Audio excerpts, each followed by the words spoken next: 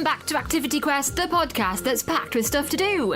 In today's episode, we're celebrating the moving of the clocks with a rather celestial theme. We're off to a prehistoric monument that's linked to the sun, and we're even making our own sundials at home. My name is Bex, and every episode of Activity Quest starts with a Fun Kids presenter doing something awesome. Today, we're off to a mysterious and magical place that has mystified people for millennia. I'm here today at Stonehenge, which is in Wiltshire. I've come on a lovely sunny morning to see the sunrise over the stones. Now, Stonehenge is a huge man-made circle of large stones. It was built by our ancestors 5,000 years ago, and it's one of the world's most famous prehistoric monuments, and it's a UNESCO World Heritage Site. Stonehenge is also one of the world's biggest mysteries, and today we're going to find out why. Now, around me are massive stones. They tower over my head. They are huge rectangles in shape. Archaeologists think that work started on Stonehenge around 5,000 years ago. We call that part of history the late Neolithic age. It then took over 1,000 years to build in 4 long stages. I'd have got bored in that time, to be honest. Now, if I was to count all the stones, it would take me a long time. It's still a little bit dark as I wait for the sun to rise, but I've been told there's 83 stones that you can see when you visit Stonehenge. When this was built by our ancestors, right, there were many more stones, including an outer circle of 30 standing ones called sarsens. They supported 5 huge stone arches in a horseshoe shape. But how did they get there? Well, that's a mystery that still hasn't been solved, really. People think they have the idea and then they kind of don't. How can people thousands of years ago have transported such huge stones? Imagine trying to move a stone 13 foot high, and on top of that, we know that some of the stones came from Wales. It's a long way to move stones that weigh more than 4 elephants each. They're heavier than cars, and they didn't even have that technology that we have now. A legend from the 12th century claimed that giants placed Stonehenge on a mountain in Ireland before a wizard named Merlin. Merlin, heard of him? Yeah, apparently he magically moved the stone circle to England. If you had to guess, how do you think they moved the stones over 200 kilometres away from Wales? Some people think they could have dragged the sledges onto a waterway and then floated them here on rafts. But even then, why bring something so far away rather than use stones just lying around nearby? Well, new research shows that this stone circle may have been made and standing in Wales before being moved. Imagine how hard work that would have been. You've got it up in Wales, you've got to bring it down, then you've got to move it here. And it shows you how important these stones must be. One mystery that we might have solved is what the stones were used for. Scientists think that the stones were a way to tell the time of the year. Each year on the 21st of June, which is the longest day of the year, the sun rises over the heel stone at Stonehenge, and we call that day the summer solstice. The sun also sets over the heel stone on the shortest day of the year. It's kind of hard to imagine this was a coincidence, that it happened on this very specific day every year. So maybe it's a form of calendar. Nowadays, each year, around 20,000 people gather at Stonehenge to celebrate the summer solstice and to be present at Stonehenge as the sun rises. I'm here to watch the sun rise today, even though it isn't the summer solstice just yet. That's later on. Have a listen. As we walk around the stones, however they got here, it's amazing to think that humans who didn't have computers, didn't have cars, or any of the tech that we do today were able to create something which is still a mystery to us. Thousands of years later, they made something which has lasted 5,000 years, and which visitors like me, and maybe you, and people from all around the world come to see. The sun is just starting to rise over the top of the stones now. So take a deep breath in with me. And imagine you were here 5,000 years ago when this was being built. And then take a deep breath out. How do you think they built Stonehenge? And why do you think they made it?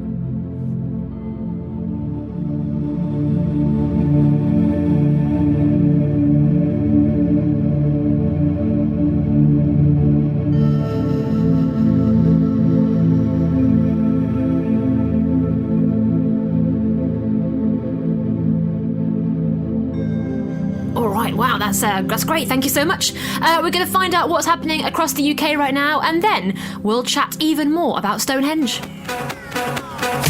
Thanks, Bex. Who said that screen time always had to be antisocial?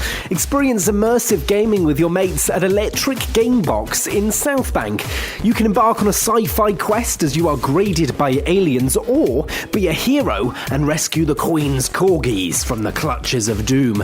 At Electric Gamebox, you can escape to another world for 60 minutes.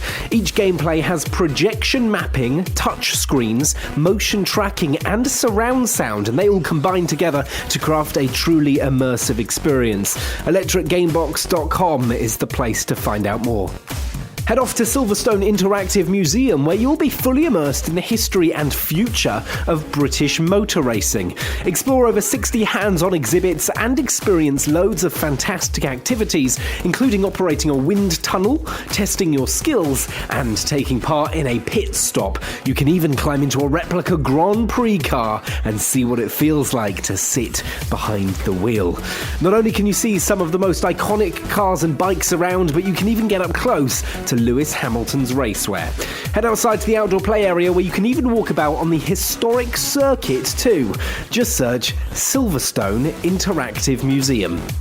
And Flamingo Land was made for flamingo fans. It's in the name. But there's so much more to enjoy too, including over 129 species of animals in the park, including meerkats, baboons, and penguins.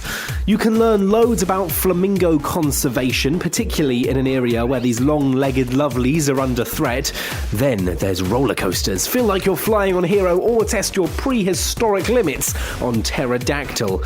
And for visitors with nerves of steel, experience Cliffhanger, a missile launch, combined with the thrill of base jumping, all in one spectacular ride. That's Flamingo Land, flamingoland.co.uk. And the latest issue of Mega Magazine is an awesome 3D special.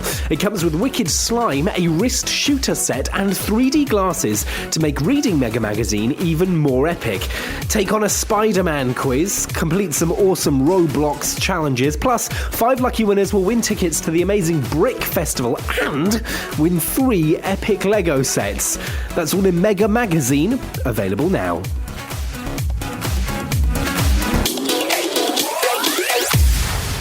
So it was really interesting to find out that Stonehenge was a calendar, which they would read the position of the sun from, wasn't it? That was pretty cool. Many civilizations have used the sun to mark time. Before we had clocks and watches, people used sundials. The earliest sundial is thought to have been made by ancient Egyptians around 1500 BC.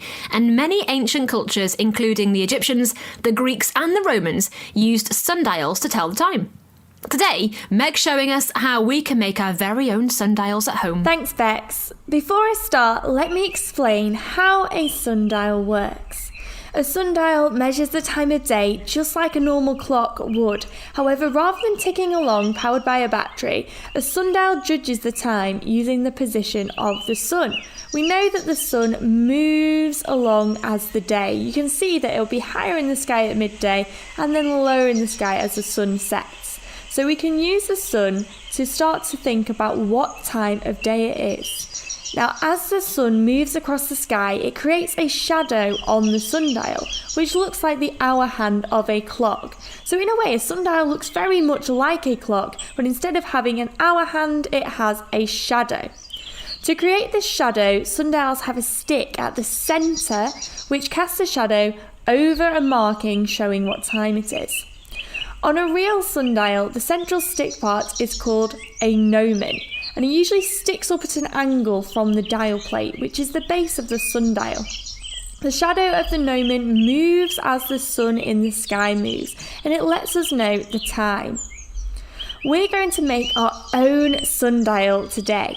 I found a sunny spot in my yard, and because we're using the sun, it's really important that whatever you do, you make sure you are in a sunny spot that won't be covered by shade, because if there's any shade, we're not going to be able to tell the time. You're also going to need a paper plate or a paper cut into a circle, a pen, a straw, or a stick, and a piece of blue tack or plasticine. I'm placing my blue tack at the centre of the paper plate, and I'm sticking the straw upwards from the blue tack. And when you place this model you've made on the floor, a shadow should cast a line onto the paper plate. So when it hits a set hour, for example, for me, I got up really early to do this because I want a full day of trying the sundial. So it's 8 a.m. and I'm securing my paper plate model to a paving stone in my yard with some more blue tack, and I'm making a little mark on the paper plate where the shadow has cast for 8 a.m. Now, you've got to be patient for this. I'm going to have to wait another hour to see where the shadow is going to be at 9 a.m. So let's fast forward a little bit. Okay, it's 9 o'clock and the sun has moved, so the straw is casting a shadow in a different place. And I'm going to mark this place on the edge of my plate and write a little number 9. Now, every hour I'm going to mark where the shadow is. So at 10 o'clock, it's going to have moved, and I'm going to mark a little 10. I'm going to do the same at 11 and 12 and 1 and so forth. So I'm starting to go around my paper plate, and it's starting to look like a normal clock with all the numbers on it. So let's fast forward again. I've watched as the shadow on the straw changed over the day, marking every hour, and it looks so much like a clock. I am missing 7 a.m, so maybe I'll get that tomorrow. I'm going to have to wake up in time because I've basically got all the numbers from 8 a.m. all the way through to 6, and then the sun started to go down. So as long as it's sunny, I don't need a watch. I can use my sundial. I'll just look at the markings tomorrow and I can work it out. Making a sundial is so fun. You can do this in your garden. You can do it at the beach with a stick in the sand and some little rocks. It's a game I love to play on holiday, making my own sundial. And if you ever get deserted on a desert island, you will have this skill and you'll be able to tell the time if your watch battery runs out. Let's hope that doesn't happen, but it's always good to have these little survival tricks, isn't it? What do you reckon, Bex? Would you use the sundial to tell the time? Well, that would mean I'd only be on time for my radio show when it was sunny, so it might be better to keep my watch as well, just in case. Hey, you know what? We changed the clocks a few weeks ago. Hopefully it didn't mess you up too much. Does a sundial need to be adjusted all through the year? Well, I don't think this paper one is going to survive the rain. I live in Manchester and it rains a lot, and I've been very lucky that it's been sunny today, but I think it's probably going to be rainy tomorrow, and maybe I need to bring my sundial indoors. But you can make one out of a more weather withstanding material, and then make sure it tells the time accurately. You're going to need to check the sundial times throughout the year, probably about 4 times a year. People recommend that you check it on April 15th, 15th of June, the 1st of September and the 24th of December, just to make sure that it's right throughout the year. And remember, when the clocks go forward or backwards like they did last week, you'll need to change it then as well. So it's not quite as perfect as maybe using your watch, but it is a really cool way to tell the time, and it's a way that they would have used thousands of years ago and our ancestors used to tell the time. Oh, Christmas Eve. Well, I never. Well, and just like that, it's the end of the episode. Remember, there's loads of episodes of Activity Quest that you can go back and listen to any time. If you're after some more suggestions of stuff to do, just scroll back in your podcast app and pick an episode you fancy. Whatever you do and however you do it, tell us at funkidslive.com/activityquest. And remember to rate, review and follow this podcast wherever it is you're listening to it. I'm Bex, and this has been a podcast from the UK's children's radio station, Fun Kids. Listen to me on your DAB digital radio, online, on the free Fun Kids mobile app, and on your smart speaker. Just say, play Fun Kids every weekday from 4 p.m. See ya!